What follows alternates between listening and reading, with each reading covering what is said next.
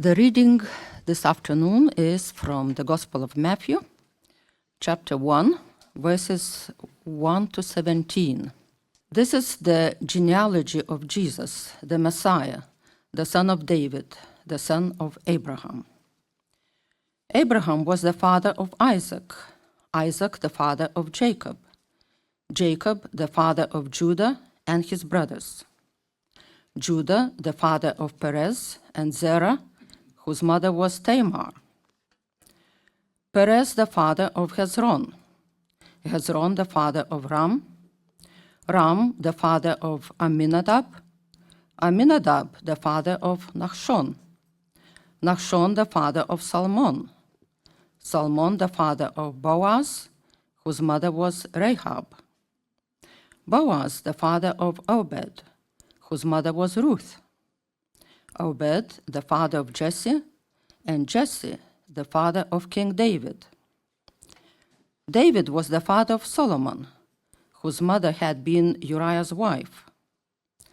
Solomon the father of Rehoboam, Rehoboam the father of Abijah, Abijah the father of Asa, Asa the father of Jehoshaphat, Jehoshaphat the father of Jehoram, Jehoram the father of Uzziah, Uzziah the father of Jotham, Jotham the father of Ahaz, Ahaz the father of Hezekiah, Hezekiah the father of Manasseh, Manasseh the father of Amon, Amon the father of Josiah, and Josiah the father of Jeconiah and his brothers at the time of the exile to Babylon.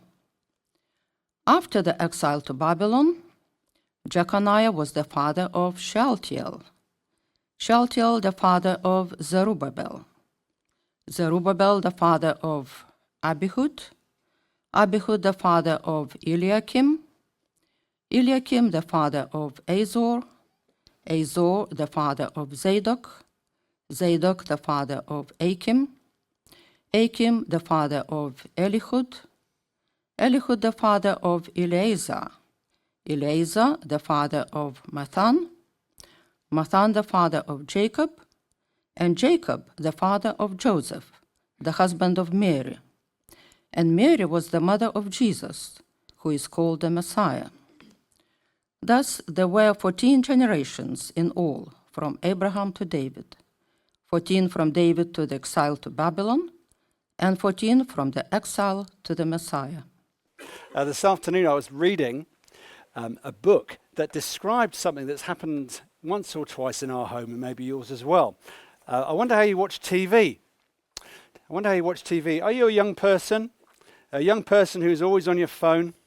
I don't have an opinion on that, clearly. You're always on your phone, so you're on your phone, so you watch TV, and you are watching TV as you are on your screen looking over the top of it, and then you have the chutzpah to turn to the person next to you and say, what did they say? Because what's on your phone is more important. In our home, when you watch TV, you watch a film, what's most important is that you watch it in silence, because that's how I enjoy watching TV. And there's nothing worse than when someone comes in, a member of my family, and they say, can I join you in watching this? You're halfway through the film, maybe you've watched 6 seasons, and it's the start of the 7th season, perhaps it's called The West Wing, and they say, so what's been going on? And you think, well, I could take a day to explain that to you, and I don't really want to do that. I want to watch the TV. Can't you just sit there and be quiet? Perhaps you're like that, or perhaps you're more generous. And you say, well, let me tell you, come alongside me. I'll take all the time I want. It's not important what I watch on the TV screen. I'm happy to interrupt my evening. Perhaps you're like that. Why do I say that? Because this book written by Tim Chester, which is superb and is going to navigate me through the weeks of nativity, is looking at Luke's gospel as we look at Matthew's gospel. And he says this: sometimes you're watching TV or you're watching a film and someone comes in and says, so what's been going on? And it takes a bit of time to understand the background. Now that is what Matthew, Mark, Luke, and John have been doing. That's how they start their gospels. And that's how Matthew, using a very unorthodox way to our understanding, starts his gospel with what's called a genealogy.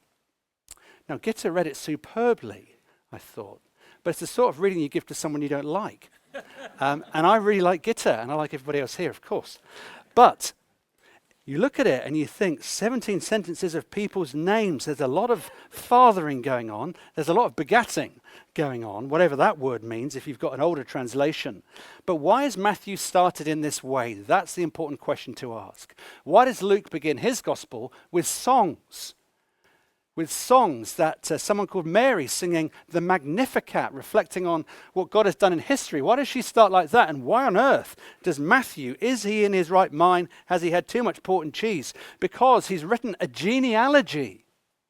Why can't we just skip over it and get to the action? Is there anything good here? Friends, there's lots of good stuff here. It's a treasure trove. It's like when you go to a car boot sale and you find a Rolex watch. A genuine Rolex watch. You thought, there's nothing here but rubbish. And you find a Rolex watch, or you find a Pokemon card that's really rare, and you get it valued for £300, or you get some great piece of clothing that you think would just be a superb gift for someone, and you save lots of money. That's just me thinking. There's a lot here. Let's not glaze over it. Let's think about 3 words. What can we learn here as we begin our journey once again to Christmas? 3 words. Promise, grace, rest. Promise, grace, and rest. Daniel alluded to it, if not the whole sermon, in his introduction. Thank you, Daniel. Number 1, God's promises came true. God's promises came true. Look at verse 1 of Matthew chapter 1. This is the genealogy of Jesus, the Messiah, the son of David, the son of Abraham. Right away, we're looking in our rearview mirror, and we're at least halfway through God's story. And this is the story that God has been telling. Look at verse 1 of chapter 1 of Matthew. It tells you about the birth that God has promised since the beginning of the Bible. It was planned before the world was made, actually. But these 2 names of 2 people are found in the first sentence. David. Now we looked at this passage, if you've been with us in recent weeks, 3 weeks ago. We were in 2 Samuel chapter 7, and the promise that God gave to David, saying, you think your kingdom is good now, you have rest from your enemies, you've got peace in your cities, you think this is the high point of my dealings with you. David, it's going to get better. It's going to get better and better. No one will rule in your throne and in your place other than the person I want there. And someone from your family will always be on the throne of Israel and will rule over my people. There's another name in verse 1, not just David, but Abraham. Let's go even further back towards the beginning of the Bible. Genesis chapter 12, Genesis chapter 15, Genesis chapter 17. 3 times God's promises come to a man called Abraham, about 3,000 to 4,000 years ago in history past. And it says this, Abraham, someone from your family line, will rule on the throne of Israel. Your nation will grow in greatness and significance and importance. It will be protected. There'll be so many children that you will have in your family line. You're going to have to get a massive tent. There's going to be so many children from your family. I know you're old, says the Lord. I know you're barren. Your wife Sarah, I can't have children, but I'm going to work a miracle. And there's going to be so many children in your family line. It'll be more than the stars in the sky and more than the sand on every seashore. That's what I'm going to do through you, something miraculous. And now, in Jesus Christ, the promises have come true. That's the point of the genealogy. This is the previously on. It's not just Matthew. I said Luke also starts in the same way with the Magnificat, the Song of Mary, where you to flick over to Luke. Don't do it now. But if you flicked over to Luke chapter 2, verse 54, it says this. God has remembered to be merciful to Abraham and his descendants forever, just as he promised. Just as he promised. Mary looks back and says this one thing. I'm paraphrasing. God has been faithful. God makes promises and he keeps every single one. So the meaning of Christmas, what is Christmas all about? Why are churches pretty full at Christmas? Why are people taking the opportunity to look at the Christian faith perhaps for the first time at Christmas, which is a great time to do it, where the Bible's opened up and explained? This is the meaning of Christmas in one sentence. Among other things, God has made and has kept a promise, and the promise is kept in the person of Jesus Christ. He's the Savior of the world. God has made a promise in history, and he's kept it. Can I show you one or two things about this promise that are very important for us to understand? Just think how long it took for God to keep his promise. 2,000 years before this passage was written, David was ruling.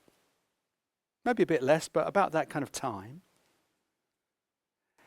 And even further back in history, perhaps 3,000 to 4,000 years BC, Abraham lived. Now that's a really long time to wait for anything. You would ring up Amazon and say, I'm waiting for my parcel. And you'd do it quite a lot of times in that period of time. But here's the thing.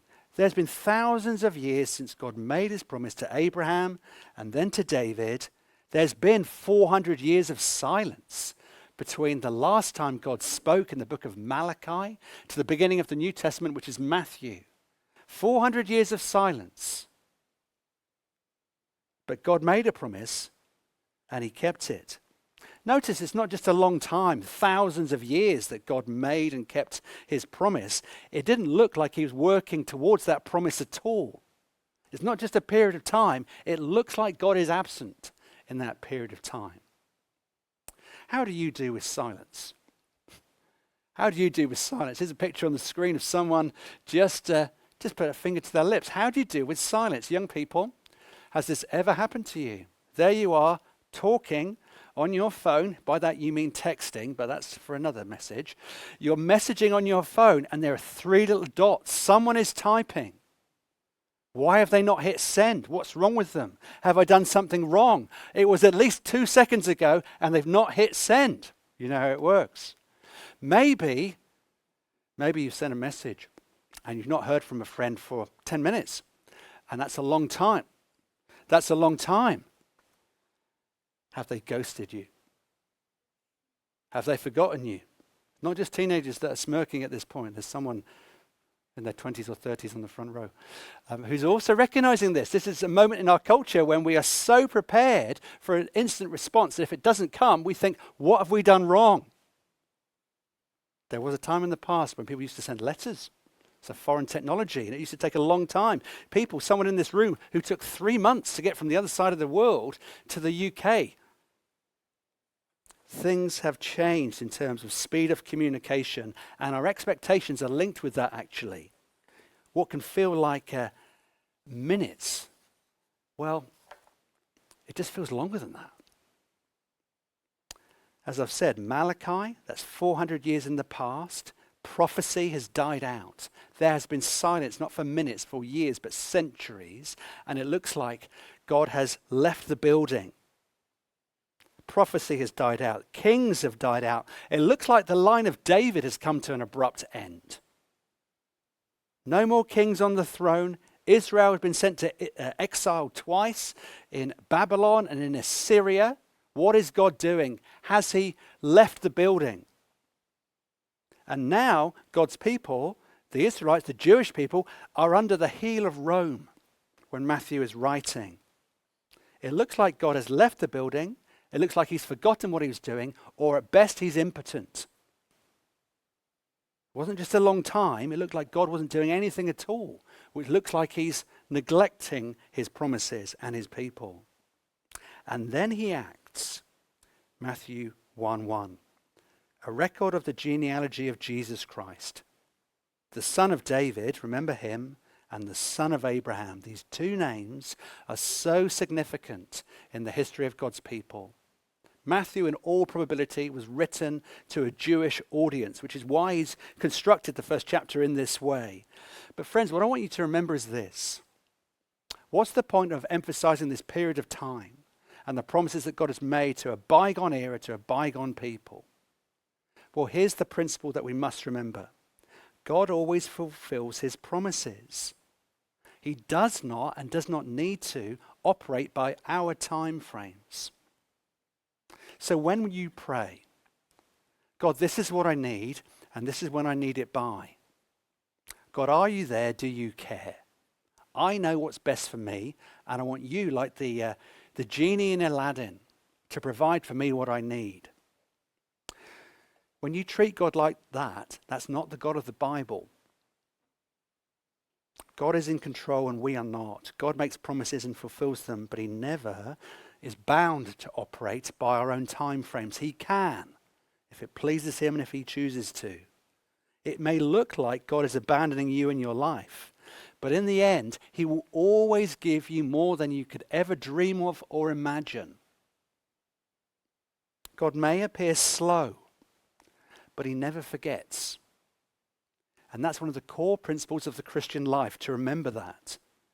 To remember God's faithfulness. Here's a record of the genealogy of Jesus Christ, the son of David, remember him. The son of Abraham, remember him. One of the core principles of the Christian life is to remember and to learn God's trustworthiness and to remember and not forget his faithfulness. And that's the first point. We're just in verse 1. God's promises come true. But generally, often, it's not in the way that we expect. That's also true.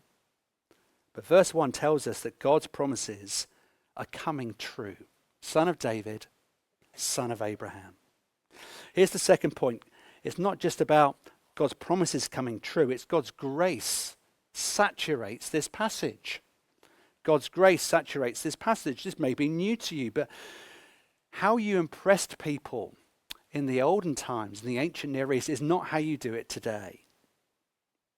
Notice 5 names in particular, the 5 women that are in the genealogy. This is extraordinary. Look down, please, to verse 3. 5 women. Verse 3, Judah, the father of Perez and Zerah, whose mother was Tamar. That's 1.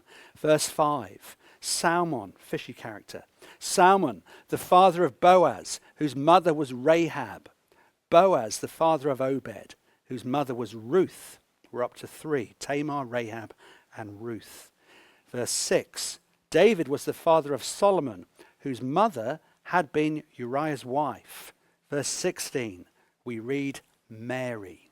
5 women in the genealogy that's saturated by masculinity in a patriarchal society. Now you might be thinking, what's the big deal? Or, this is just what I thought. Why aren't there an equal number of men and women? You might be thinking that. But let's think about it this way.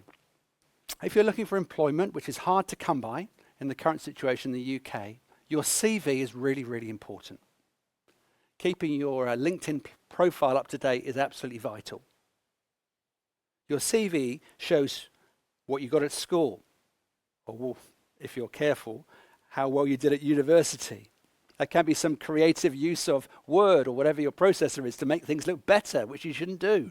But your CV is there to show your best foot forward, to show what you've done, what scores you accrued, where you've worked, whom you've worked with. You've worked there. You've had that position in that company. We want you for an interview. That's how the CV works. But in the times of the Bible, that was not the case. There was no LinkedIn, believe it or not. There certainly weren't CVs. The genealogy was everything. Tell me about your family. Tell me about your family tree. Who was in your family was absolutely vital, because it shows your credentials. It shows where you've come from. So if you've got skeletons in the closet, you keep them in the closet. If there are black sheep in your family, you do not record them in your genealogy. That's the point. Because people did not have CVs, it was all about your family line. It showed really who you were proud of if you included them in your genealogy. Now notice once again who's in the genealogy of Jesus. Verse 5, Ruth. Ruth was a Moabitess. Verse 5, Rahab, she was a Canaanite. In other words, these were ethnic outsiders of God's people. These should not have been included in God's family tree, in the family tree of Jesus. They weren't Jewish people. They were despised. They were marginalized. They were outsiders. You shouldn't have them in here because they're not Jewish people traditionally. But Matthew is making a profound point about God's grace. Look at verse 3. Judah was the father of Perez and Zerah, whose mother was Tamar. If you went all the way back to Genesis chapter 38, you would read a horrible story of incest. Tamar had these two children with her father-in-law, Judah. And she's included in the family tree of Jesus. Rahab. We know from several passages in the Bible that Rahab was a prostitute. And she's included in the family tree of Jesus. So let's summarize. You have outsiders by gender. Why have you got women in the family tree of Jesus, people would say, from a patriarchal society? Gender outsiders, racial outsiders, people from different ethnicity, Moabites and a Canaanite. You have moral outsiders, people that have broken moral codes and laws. And yet they're in the family tree of Jesus. The genealogy tells the world, that these women are not just included in the family tree of Jesus, but they are welcomed into the family tree of Jesus. They're not ignored. They're not glossed over. They're not tip-exed through. You only include people in your family tree that you're proud of, that have been accepted. But that's not all. Notice the specific women who are named, Ruth, Rahab. There's a strange spot that takes us back to what we were looking at in 2 Samuel chapter 11 just last week. There's one woman whose name is not even mentioned, and that's intentional. Verse 6. David was the father of Salmon, whose mother had been Uriah's wife. Why don't you just write Bathsheba? We can all flick back to the book of 2 Samuel, where we were last week, and know that it's Bathsheba. Why don't you record her name, Matthew? Well, that's completely deliberate. By writing, whose mother had been Uriah's wife, verse 6, you're deliberately caused to remember the story. To go back and remember what happened. King David, in case you don't know the story, it's King David, the greatest king in the history of Israel. If he's one person you want to include in your family tree, David would be your guy. David and Abraham, hence verse 1. But Matthew is saying, verse 6, remember what happened in King David's life. Remember what he did. Remember how he looked from his palace at someone else's wife. Remember how he looked at Uriah's wife, her name was Bathsheba, but you can look that up. And remember that one look led into lust, and lust led into murder, not just of one man, Uriah's wife, to cover up David's sin, but other men as well. Remember that whole story. And yet David is in the family tree of Jesus, and so is Bathsheba, who was Uriah's wife. David, the king of Israel. David, the adulterer. David, the murderer. David, the forgiven and repentant one. So in one stroke, Matthew's forcing you to remember all this stuff about this great king. So there's Rahab, verse 5. There's Ruth, verse 5. And by the way, verse 6, Bathsheba and David. You need to remember them as well. The king, in other words, is right next to the prostitute in the genealogy of Jesus. They're equally lost. They're equally in need of grace. Status does not matter. What matters is your relationship with Jesus. They're equally lost, but they're equally loved. And that's God's grace. So here's Matthew with his quill and his pen, writing on a parchment 2,000 years ago from today. And he's saying this: it does not matter how high you are in society, how low you are in society. What you need is God's grace. And it's there in the first 17 sentences of Matthew chapter 1. It's a genealogy. Why is that there? Because Matthew's saying, right from the beginning of my gospel, God's promises and his grace are central to human history. Friends, if you're in Jesus' family, then and only then will you have a name. Will you have a name? What do I mean? All of us are out to get a name. Life is a journey to get a name, and so we try to go through school and college and university if we choose to, and we work as hard as we can so that we're one of the top people in our class, and then we hit the career path. and we want to be the best in our workplace, and then we want to be the best in our PTA, we want to be the best in our school, we want to be the best parent on our street, the best grandparent, and the best, and so on. We want to get a name for ourselves, and anything that threatens that is a threat to us, and so it brings anger from our spirit. The only way to get a name, the only way to get an identity, the only way to be honored, the only way to find significance that lasts is if you're part of this family. All the names that we've read are 2,000 to 4,000 years old. And yet in every church, this passage will be read probably in the coming weeks. Here we are thousands of years later, and that these people's names and their stories are known. These names have not perished, and they never will, because they're part of the family line of Jesus. That's the only possible reason. It doesn't matter how much money they've made. It doesn't matter how famous they were in their day. All those names would have perished apart from they're in Jesus' family tree. And so applying it to us, it doesn't matter what you've done. It doesn't matter how many beds you've slept in. It doesn't matter how many people whose lives you've hurt and you wish you could go back and change. It doesn't matter if you've lived, in your eyes, a good or a bad life. Apart from your relationship with Jesus, your name is going to perish. It doesn't matter if you make $1 million. It doesn't matter if you're a great parent or a great grandparent. It doesn't matter if you found your own company. You will be remembered for about 100 years, perhaps, if it's successful. Maybe you're an upstanding member of the community who's known as a servant. In 100 years, no one will remember your name. Glad I've come to church. But this is the point. If you're connected to the family tree of Jesus, people will remember your name. Because to be part of this family is not about what you've done, it's about what Jesus has done. Jesus is proud of everybody in his family. There's a book in the Bible called Zephaniah, and it says that God sings over his people. That great twin desire we all have to be known and to be loved.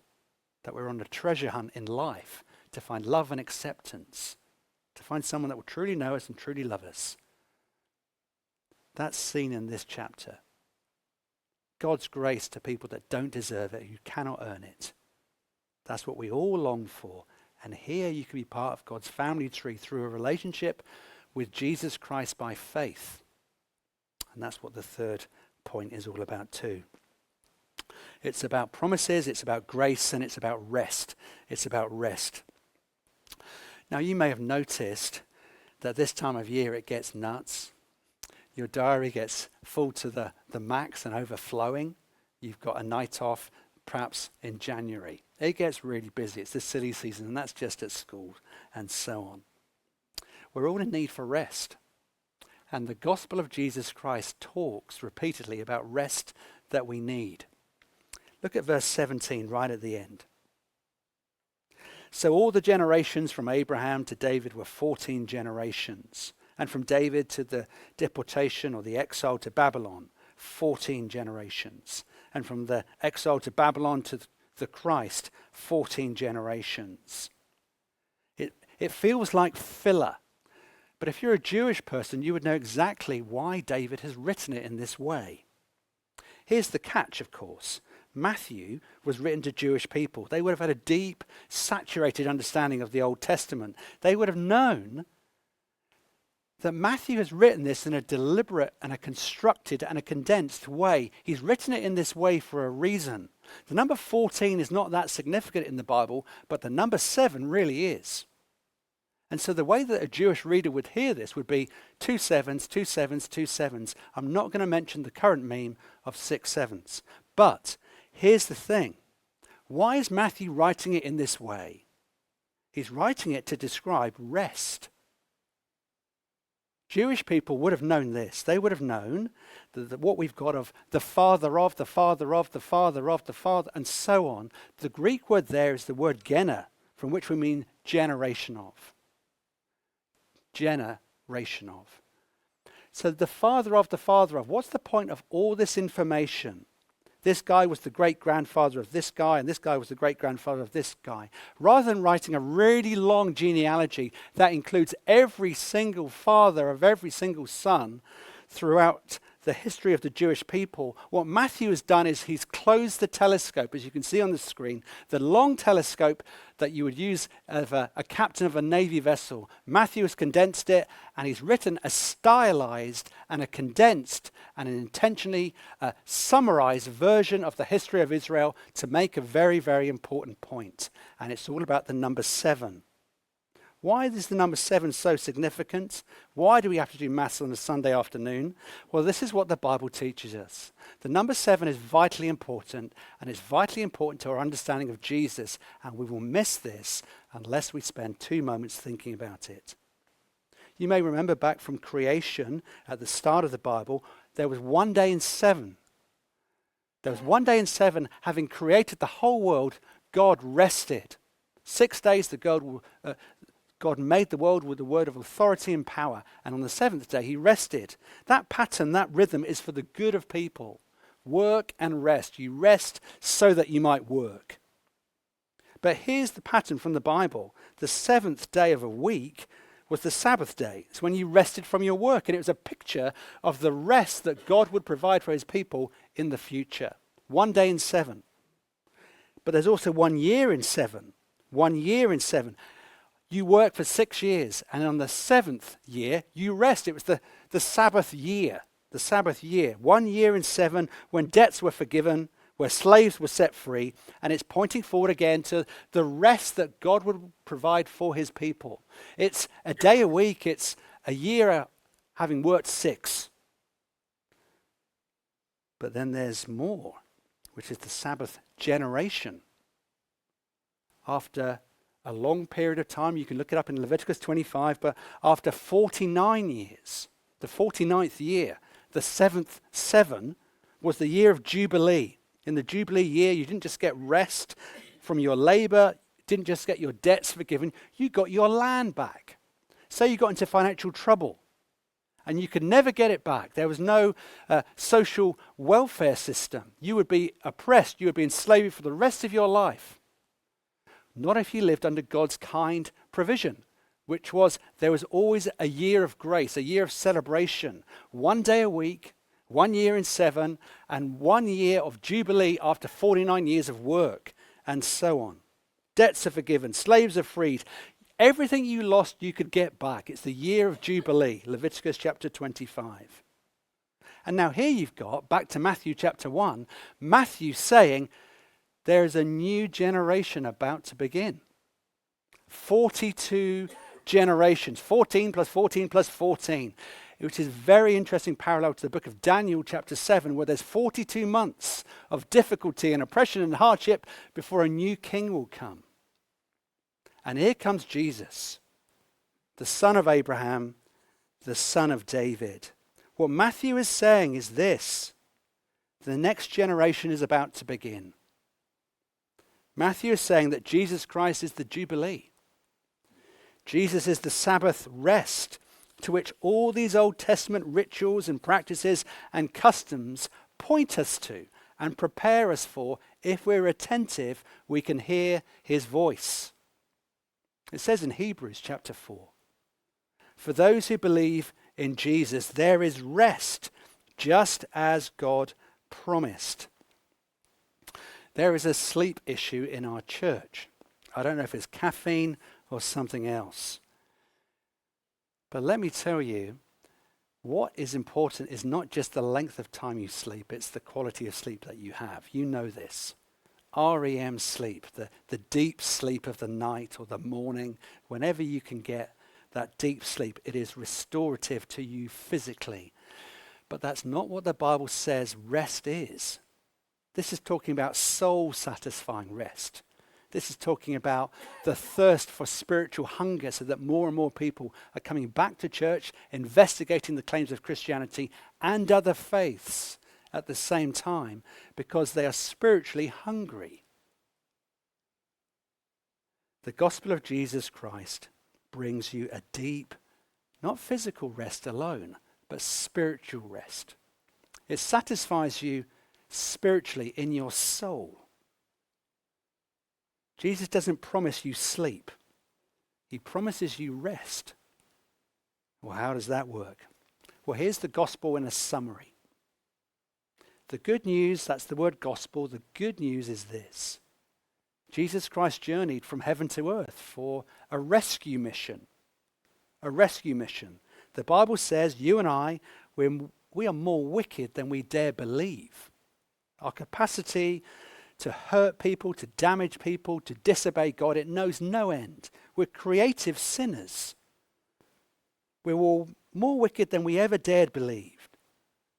But we're more loved and more accepted through Jesus Christ than we ever dared hope. That's the gospel in a sentence or two. Here's the first half. The first half of the gospel says, you cannot save yourself. We're all on ladders trying to climb from earth to heaven through our good works. We're pretty okay, and they're worse than us anyway. We serve, we give, we do all the things we can so that we're good and respectable people. But it's not enough. You cannot save yourself by being good, by climbing a ladder to heaven. But here's the second half of the gospel. Because of what Jesus Christ did on the cross, God's rescue mission, you can simply receive the greatest gift the world has never known, but is possible from God's grace. All you need is empty hands. The hardest thing to give is in. And you can accept by faith the work of Jesus Christ, who lived a perfect life, who died a once and for all sufficient death. But that wasn't the end of the story. God raised him from death to life. He defeated sin and death on our behalf. And so that in him we can be completely accepted and completely loved. Jesus died in our place. He died for our sake. And so that now God can include you in his family tree. He can sing over you. He accepts you knowing the deepest recesses of your heart. He cherishes you. He knows you and he loves you. That's the good news of Christianity. It's unique. That's the gospel. When you understand that, this is what happens. You might be a mighty, mighty tired person, physically but also spiritually. It's hard work always living a lie. It's hard work keeping up a facade that I'm acceptable, that I'm good. But we sung, "Oh come all you unfaithful." And that's such a helpful modern Christmas carol. It's hard to keep up the facade of all the thoughts that we have, the lies that we need to hide our motives, our true motives and our actions. We don't want friends to get too close to us because they find out that actually all our junk. But the gospel says this, you can rest. Drop the facade. Drop the pretense. Stop your hiding. Relax. You're a sinner, but you can in Christ be a forgiven sinner. It's true. You can rest in your own works, but that will make you a fugitive. You're always on the run. You'll find relationships hard and perhaps you'll repel some people. But if you rest, you're not a fugitive, you're truly free. You can rest from having to prove yourself. You can rest from trying to show the world and God that you can do it, that you're all right. That's why these numbers 14 are here. 14 generations, 14 generations, 14 generations. 6 lots of 7, and then Jesus comes as the perfect number 7, the 7th generation, the Jubilee. Jesus is the Jubilee. Jesus is the Sabbath rest. Jesus is the rest for the people of God. Let me ask you, as we go into the silly season of Christmas, which is a great season, are you resting in him? All this is in the genealogy. This is what's been happening in the story of Jesus throughout history. Can you savor it this season? Can you enjoy it perhaps for the first time? Christmas is a gift from God to us, and it's all about Jesus. Are you resting in him?